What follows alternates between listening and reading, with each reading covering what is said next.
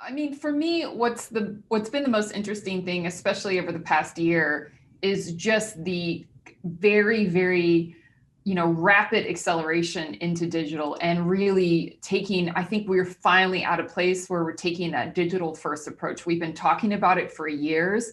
And I think, based on what we've seen and how consumers are shopping and consuming media, it's here. And now it's a little bit of playing catch up, but it's also about how do we start to really work closely with the publishers on making sure that advertising formats, content, everything that's available to us as brands and advertisers is the most beneficial and valuable to the consumer. And I think that to me is where this next round of disruption is going to happen in the digital advertising space, because I think the days of banners and things like that, that needs to go, because more and more shopping is happening online. But we need to be able, as advertisers, we need to have interesting and engaging formats in order to be able to communicate our message. And then I think also the big thing, and a lot of people are talking about it, is really how can you reach your consumers in a much more contextually relevant way and in a much more engaging way. So how can we use the data that's available to us to make sure that the content that we're providing on our side is relevant? And I think, what does that look like today, but also what does that look like into the future as we have many more privacy regulations that are coming out? What does advertising look like when CCPA is rolled out across the entire country, as an example? Automotive manufacturers, marketers really market rather directly in some cases to prospective buyers, folks whose leases are out. How do you navigate data management and privacy in this new world and to achieve your goals? Yeah, and I think the one thing first is looking at your overall data strategy on an enterprise level. So on the marketing side, on the customer database side, on the after sales side, we have a captive finance.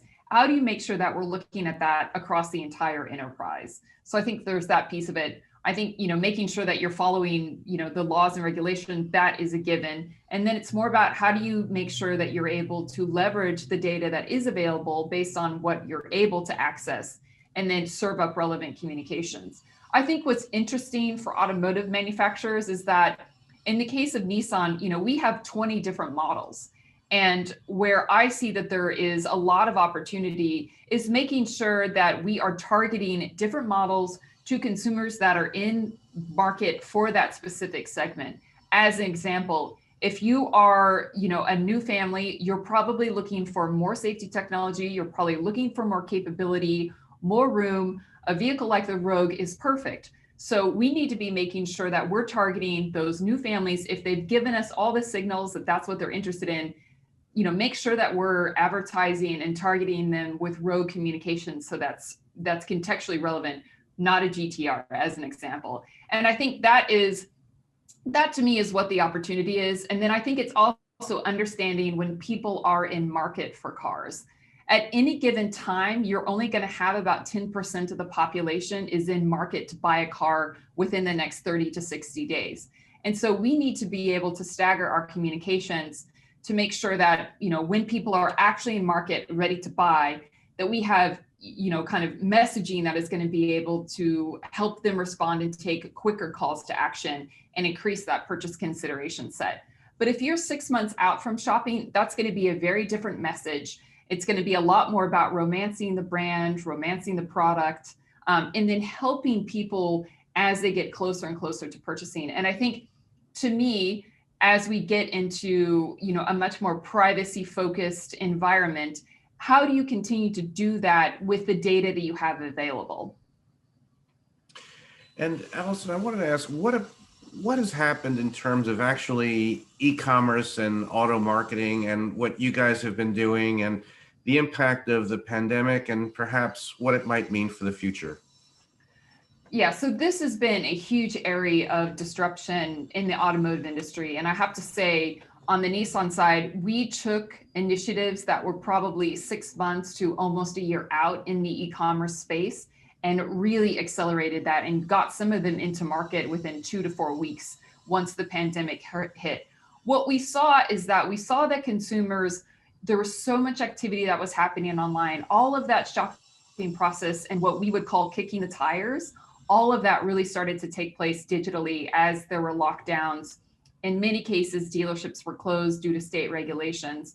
And it's really about shifting that business process and allowing for that e-commerce journey. Online retail is not new, not by any means, but it was not as prevalent in the automotive space. And I think kind of the traditional way of thinking was just get consumers into the showroom. And we absolutely still want to do that.